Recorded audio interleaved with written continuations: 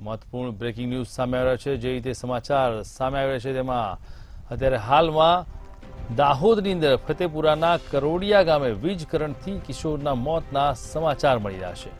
મહત્વપૂર્ણ છે કે પતરાના શેડ પર પડેલા રમકડાને લેવા જતા લાગ્યો છે કરંટ. ઉપર પસાર થતી વીજ લાઇનને અડકીતા કરંટ લાગ્યો છે.